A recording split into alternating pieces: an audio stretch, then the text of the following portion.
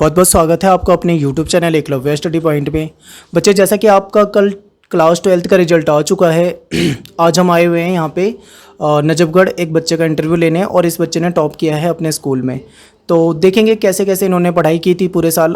हम यहाँ पे केवल ये जानने आए हैं कि इन्होंने अपनी जो पढ़ाई की थी वो कैसे की थी, पूरे साल इन्होंने किस तरीके से पढ़ाई की। तो सबसे पहले आप अपना नाम बताइए। सर, मेरा नाम मोहम्मद हाजिक अनस है और मैं सर्वोदय विद्यालय दिचाऊं कला का स्टूडेंट हूँ। ठीक है, सर्वोदय विद्यालय दिचाऊ कला। ओके, और आपका स्कूल आपके घर से कितनी दूर है? सर 10 मिनट के डिस्टेंस पे है, साइकिल से 10 मिनट लग जाते हैं। साइकिल से जाते थे? जी सर। ठीक है, और पढ़ाई कैसे करी पूरे साल? कभी मतलब सोचा था कि 12th क्लास में इतने मार्क्स आएंगे? पहले अपनी परसेंटेज बता दो।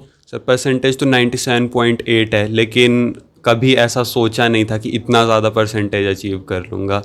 ठीक है, तो कैसे तैयारी करी थी? पूरी तैयारी मतलब उन बच्चों को तैयारी बताओ अपनी जो अभी क्लास 11 से 12th में आए हैं। आप जब क्लास 11 से 12th में आए थे तो आपने कुछ एम रखा होगा, कुछ टारगेट रखा होगा, कुछ तैयारी करी होगी। जैसा जैसा आपने किया था बिल्कुल रियल वैसा ही वैसा सब कुछ बताओ। जी, तो सर जैसे 11 से जब मैं 12th में आया था तो उस टाइम मतलब मेरी तबीयत काफ़ी ख़राब थी, तो मेरा 1 महीना मतलब पढ़ाई पूरी ऐसे ही चली गई थी। मई मतलब मैं पूरा स्कूल नहीं गया।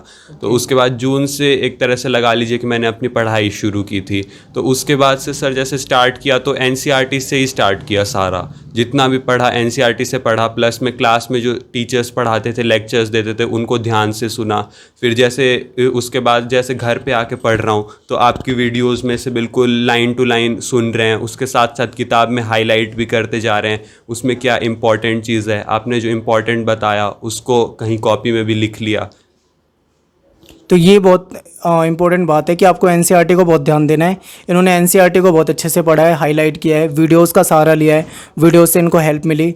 और यहाँ पे आपको एक चीज़ ये ध्यान रखनी है, रेगुलरिटी के बारे में पता करते हैं। आपने कोई ऐसा टाइम टेबल बनाया था जिससे आप मतलब इतने घंटे पढ़ोगे या कम ज़्यादा, या मतलब रेगुलर कैसे पढ़ाई करी पूरे साल? सर ऐसा मेरा कोई फिक्स्ड स्केड्यूल नहीं रहा, कभी भी नहीं रहा वो। बस मैंने ये चीज़ ध्यान में रखी कि कभी मेरी पढ़ाई छूट ना जाए किसी वजह से, कि जैसे 1-2 दिन का भी गैप नहीं होना चाहिए। मतलब रेगुलर पढ़ते रहो, ऐसा बिल्कुल छोड़ मत दो पढ़ाई को।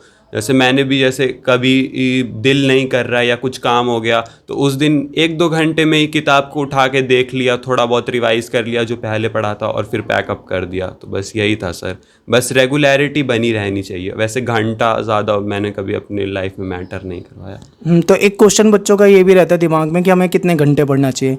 कुछ कहेंगे 4 घंटे, 6 घंटे, 8 घंटे।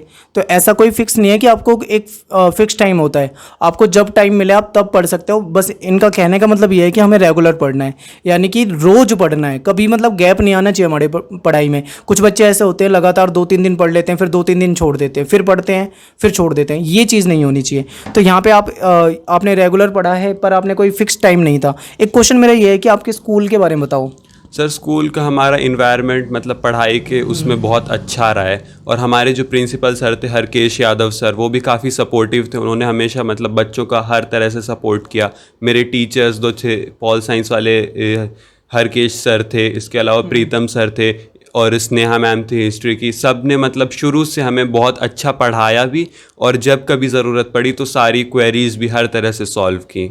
तो ये भी है कि भाई इनके स्कूल का स्टाफ भी बहुत अच्छा था, सारे टीचर बहुत कोऑपरेटिव थे, उन्होंने बहुत ही हेल्प करी है। ये भी एक मतलब सफलता का एक सीढ़ी ये भी होती है कि हमारे टीचर अगर हमें बहुत अच्छा सपोर्ट करते हैं तो हम बहुत आगे तक पहुंचते हैं। एक क्वेश्चन मेरा ये है कि आगे आप बताइए, टीचर के बारे में आपने बता दिया, आपने ये भी बता दिया रेगुलर, मतलब और भी कुछ एक्स्ट्रा कुछ कोचिंग वगैरह आपने ली? नहीं सर, एक्स्ट्रा कोचिंग कभी नहीं ली। मतलब स्कूल का पढ़ाया हुआ था, खुद का पढ़ा हुआ, और आपकी वीडियोस का सहारा था बस। और फिर जब कभी आपने MCQ टेस्ट लिए और कई सारी सीरीज़ भी लाए आप, लाइव सेशंस, उन सबको मतलब ज्वाइन किया, और कभी नहीं कर पाए तो फिर बाद में वो सेशंस देख लिए।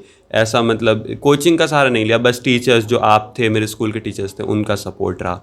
तो ये भी एक है कि भाई जो नए स्टूडेंट है शायद उन्हें ना पता हो, पिछले साल हमने लाइव क्लास ली थी बहुत सारी, और हमने टेस्ट निकाले थे सभी सब्जेक्टों के ज़्यादातर। उसमें हम केवल 10 क्वेश्चन देते थे MCQ के, तो आप वो टेस्ट देते थे, कितना स्कोर हो जाता था उसमें? सर भाई 8, 9, 10 में वेरी करता रहता था स्कोर, कभी 10 हो गया, कभी 8 हो गया। 10 में से कभी 8, कभी 9, यही चलता था। तो ये था।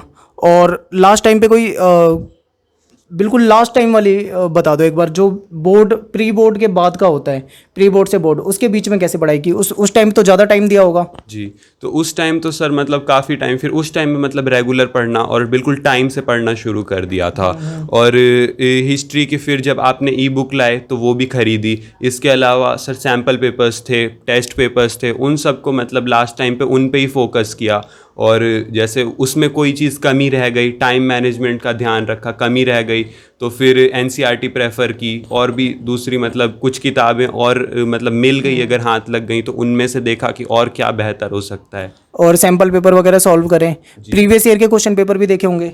जी सर, प्रीवियस ईयर के आपने पेपर यूट्यूब पे भी सॉल्व कराए थे, हर सब्जेक्ट के कराए हुए हैं, तो उन वीडियोस को भी देखा कि मतलब बस सॉल्यूशन से ही नहीं, आपकी उस क्वेश्चन पे आप एक नॉर्मल इंसान उसको कैसे लिखता, तो वो चीज़ भी देखी। एक ये भी चीज़ होती है कि भाई हम जब अपना एग्ज़ाम देते हैं तो हमें ये याद रखना है कि हमें जो प्रीवियस ईयर में आए हुए क्वेश्चन होते हैं उसको करना बहुत ज़रूरी होता है। देखिए अब आपके टाइम पे सिलेबस थोड़ा चेंज हो गया है, सिलेबस थोड़ा कम हो गया है, चेंज नहीं कहूँगा मैं, ऐसे कहूँगा कम हो गया है। तो हो सकता है आपके लिए प्रीवियस ईयर आप सोचो इतने इफेक्टिव नहीं है, लेकिन आप तब भी प्रीवियस ईयर के क्वेश्चन देखो, आपके जो चैप्टर बचे हुए हैं आप उसी चैप्टर के क्वेश्चन देखो। आप ये तो देखो कि पिछले 10-12 साल में आखिर पेपर कैसे पूछे जाते थे। अगर आपको एक अच्छी तैयारी करनी है, आप भी चाहते हो कि भाई 97 या 98 जैसा स्कोर करना चाहते हो, तो आपको उसके लिए इन सभी चीज़ों का ध्यान देना पड़ेगा। तो ये, और लास्ट टाइम पे अगर हम एक बात कहें कि बच्चों को संदेश देना चाहें हम, जो बच्चे 11वीं क्लास से 12वीं में आए, क्योंकि वो बहुत ज़्यादा मोटिवेट होंगे इन सब चीज़ों को सुन के, क्योंकि इतना अच्छा स्कोर किया है, तो उनको लास्ट टाइम पे कुछ शॉर्ट में बता दो। बस तो मैं इतना ही कहना चाहूँगा, जो भी बच्चे अभी आए हैं 11th से 12th में, तो बिल्कुल स्टार्टिंग से पढ़ाई करो। ऐसा मतलब लास्ट के महीनों के लिए ना छोड़ो कि हाँ यार प्री बोर्ड के बाद पढ़ लेंगे या S7 के बाद पढ़ लेंगे, ऐसा कुछ मत करो। शुरू से पढ़ो, थोड़ा थोड़ा करके करोगे तो एट द एंड सब कुछ हो ही जाएगा। ऐसा लास्ट के लिए छोड़ने में अपना भी नुकसान है। और हाँ, अच्छा स्कोर कर लेते हो तो खुद भी खुशी होती है, टीचर्स को भी खुशी होती है, और सबसे ज़्यादा पेरेंट्स तो खुश होते ही हैं। तो ये आपको ध्यान रखना है कि भाई अपना रेगुलर स्टडी करना है, स्टार्टिंग से ही पढ़ना शुरू कर दो। अगर आप ये सोच रहे हो कि हम अगले महीने पढ़ेंगे, क्योंकि देखो आपके यहाँ पे इस समय हालात अलग है, कोरोना का संकट है, देश में क्या हो रहा है आप सभी जानते हैं।